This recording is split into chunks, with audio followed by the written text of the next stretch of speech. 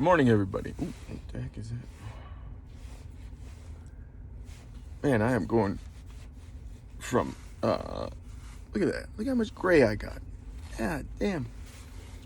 It's more white than anything. You know what I'm saying? Anyway, what's going on, everybody? Welcome to the Off Base Podcast. The podcast carefully crafted to remind you to suck a fat one if you think you're the only one. Because you're not.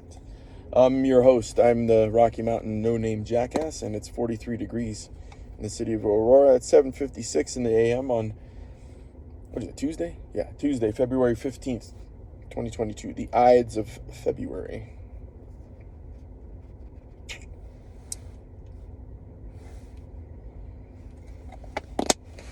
Let's get the show on the road.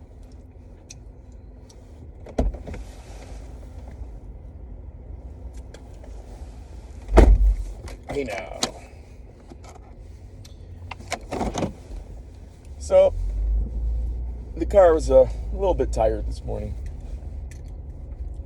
And by the car, I mean everybody who was in it. Because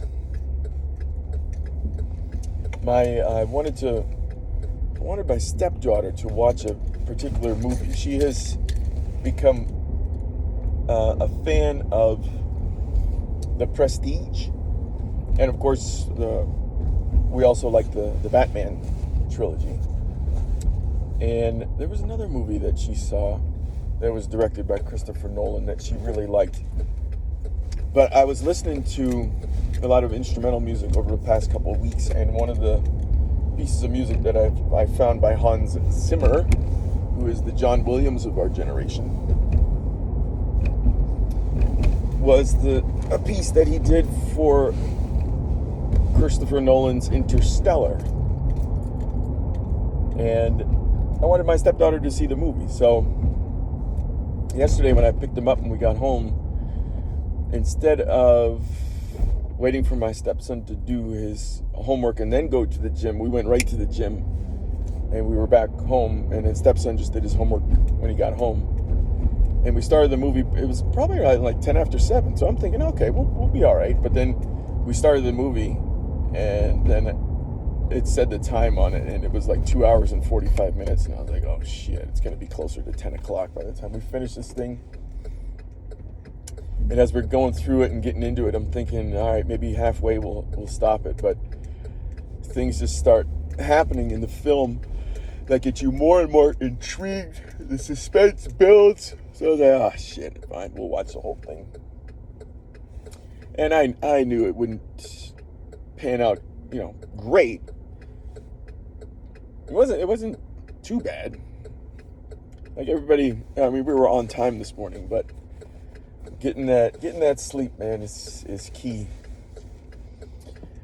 When I had gone to bed right before I fell asleep after I put all the kids to bed, I was just watching a quick chess match on YouTube. I love watching chess matches.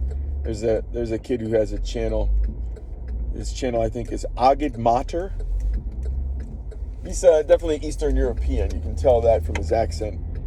But he has done a pretty good job of annotating some famous chess games. And he also is on top of current chess games. Like the most recent World Championship back in November, he did a fabulous job of annotating Magnus Carlsen's repeat performance as world champion again. And Magnus is currently quite unstoppable and has set a goal for himself. I think he's 3-time back-to-back world champion right now. I think. I'm not 100% on this. And of course, chess players are also rated. And at one point, I think Magnus had over a rating of 3,000, and that was because as he was coming up, he was so good that he was beating some really, really world-class players, which eventually like skyrockets your rating. And over 3,000 is fucking insane in the chess world. But now, as the years have gone on, some of the more tougher players did start to beat him, so his rating, comes down to the high 2800s or high 2000s. Sorry. At any rate, Magnus set a goal for himself to achieve the rating of 2900. So if you're the guy who's on top and somebody knocks you off, well, their rating is gonna skyrocket, like I said before. But if you're at the top and you beat players who are beneath you, you just incrementally get a higher and higher rating. And I think Magnus is somewhere around 2850. So he needs 50 more points to get back up to that 2900 rating. And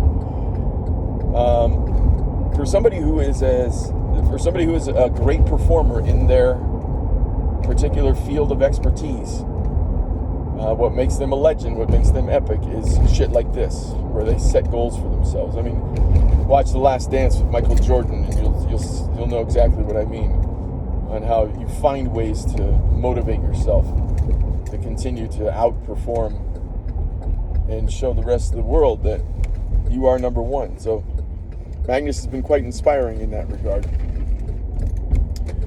But anyway, to take a step back, stepdaughter was really getting into Interstellar. She enjoyed the movie. I was just worried that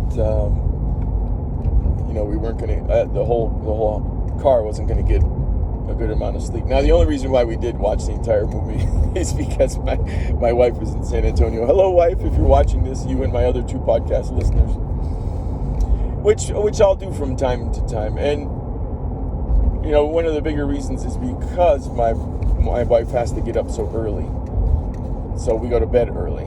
But when she's not home, I sometimes let the kids stay up a little bit later.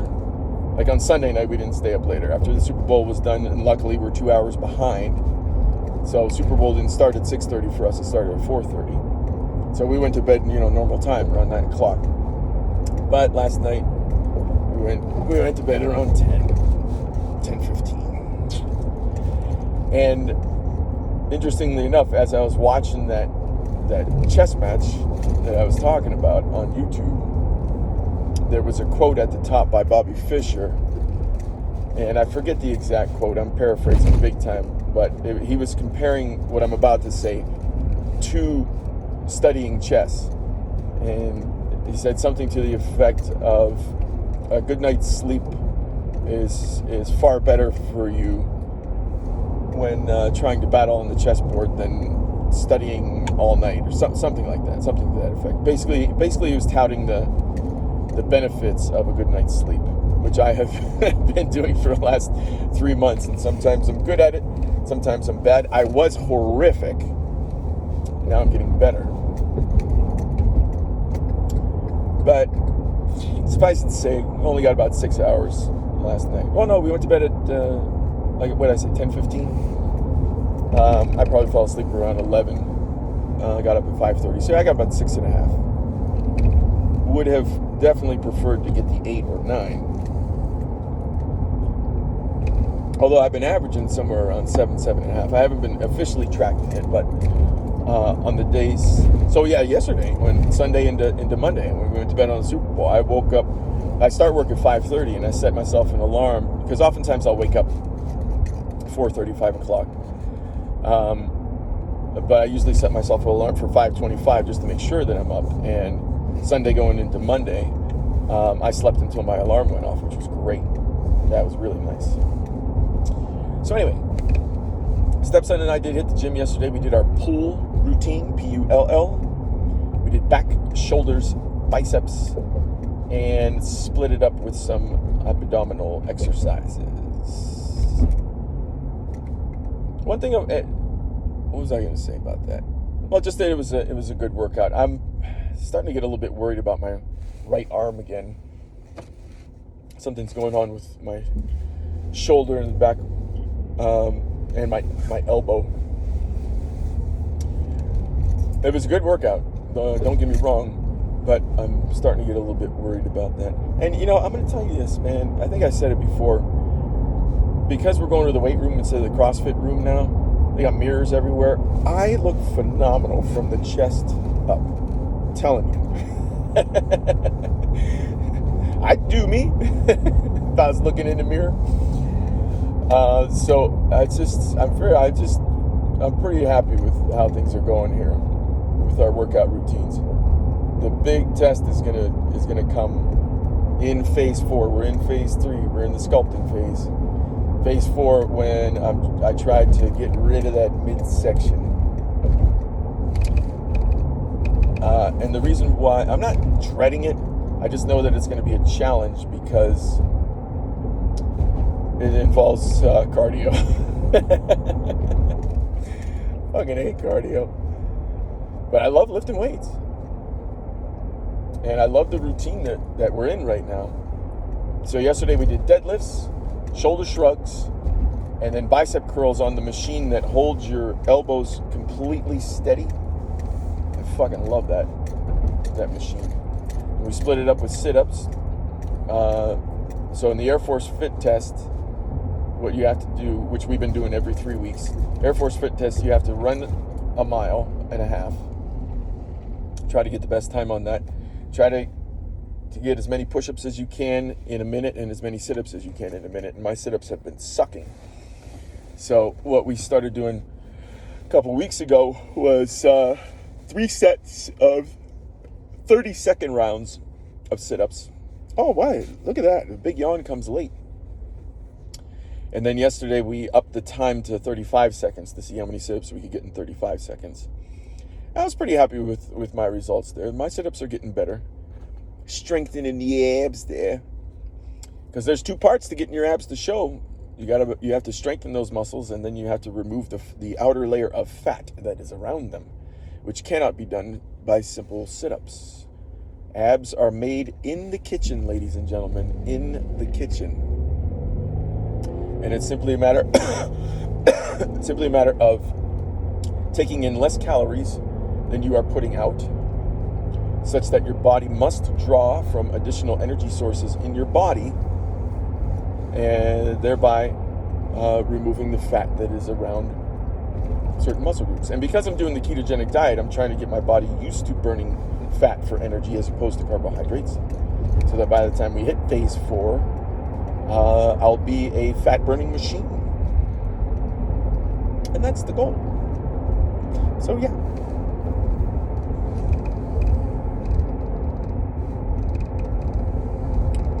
So my stepdaughter was very good again last night. Usually on the nights that we work out, Monday and Thursday, if I have stuff that I need help with in the kitchen, she has been happy to oblige. And she loves frying chicken. So we had leftover chicken from the Super Bowl. I think I mentioned yesterday that chicken wing prices are out of control. So what I did was I bought 5 pounds of chicken breasts and cut them up into fingers. And we fried up about half of them yesterday, or on Sunday for the Super Bowl. And then we had the other half left over that my stepdaughter fried up for us while we were at the gym. Came back, just dipped them in a nice sriracha ranch. The main macronutrients I was consuming were the protein from the chicken and the fats from the ranch dressing. Ranch dressing's got a great amount of fat in it. Carbs were coming from the breading that was on the chicken, and hopefully it wasn't too much. So I'm going to be going strong on keto now because, over the weekend, because it was Super Bowl Sunday and I allowed myself some carbs to eat. And the funny thing about it is that the carbs are inflammatory. I can't remember the exact science behind it, so I don't want to explain it, but they will puff you up a little bit. And even like drinking beer, like I felt bloated on Sunday, whereas the entire rest of the week, just doing fats and proteins, I felt leaner. Just in general, just to have a leaner feel. I don't feel weighed down. So I'm going to be going pretty heavy here for the rest of the week on fats and proteins. Hungry as hell right now. So when I get home, I'm going to have that keto coffee and about 4 eggs. And then follow it up with another cup of keto coffee so that I make sure that my energy sources are well supplied with the fuel that I want to use. I want to be using high octane shit, man. I don't want no leaded gas. I don't want those carbs. Anyway, my wife did the induction for her best friend's daughter yesterday. I saw the video on Facebook, and just a really fun moment for her. Usually when my wife has to go somewhere where she has to take her dress blues, it's usually work related, and this was not. This was a real honor for her. You know, you spend 22 years in the Air Force, and when people call you in to do stuff like this, it's like, yeah, I'm fucking awesome. I hope I think she tends to think that about herself, which is well deserved. But I hope she thought about it. Hope she thought that about herself yesterday. Yeah, I'm fucking awesome. Fucking colonel, man. I get to induct motherfuckers. So anyway. Yeah, just to go back to the workouts real quick, because this was something that's been on my mind when I did my Air Force Fit test over the weekend. I maxed out on the push-ups. You're supposed to do, for my age, you're supposed to do more than 44 in 60 seconds. And the first time I did it, I did 50. And this last time I did 47. I was okay with that. I definitely did better on my sit-ups, but my cardio was fucking horrendous. I think I was 20 seconds slower on my run. So I want to try to start building my cardiovascular fitness better. And I barely passed the run part of the Air Force fitness test as well. So I want to try to do cardio, which means that I have to commit on a daily basis to hopping on the treadmill and doing some shit. You know what I'm saying, son?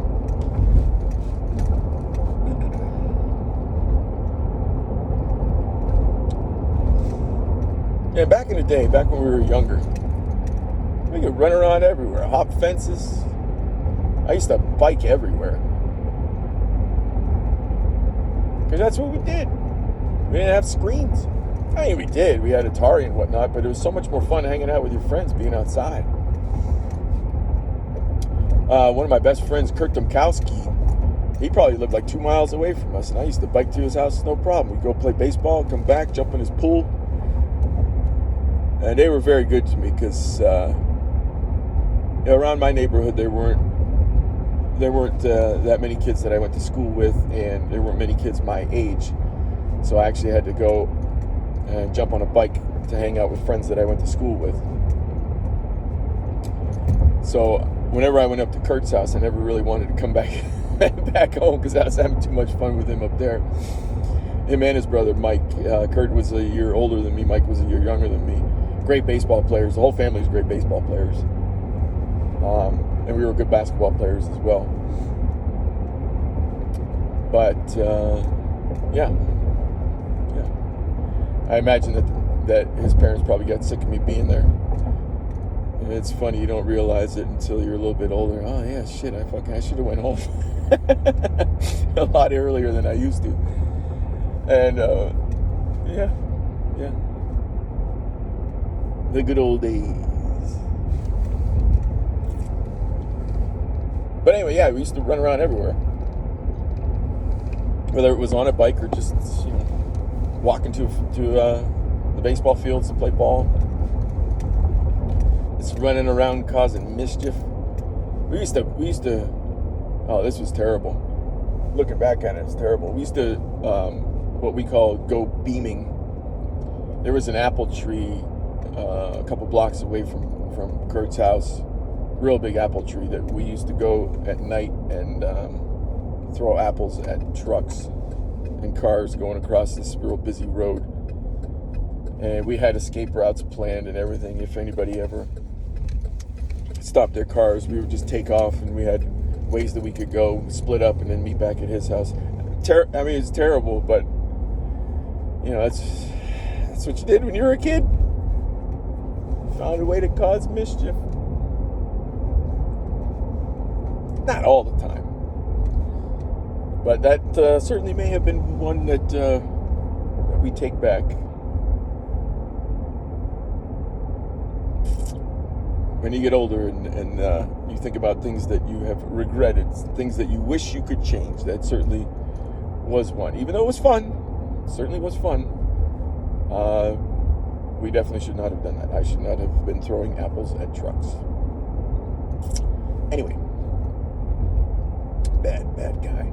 Bad jackass. At 47, I'm not throwing apples at trucks anymore. I got better things to do.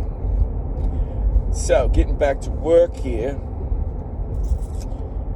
Still had some nice projects that I'm working on for work. Things that I started back in November that are coming to fruition now, which is pretty exciting. We got to get skis for my son after school because we're going to, I forget where my wife booked us, Keystone, I think. Going to Keystone over President's Day weekend. That's going to be a lot of fun. We haven't been skiing since Christmas.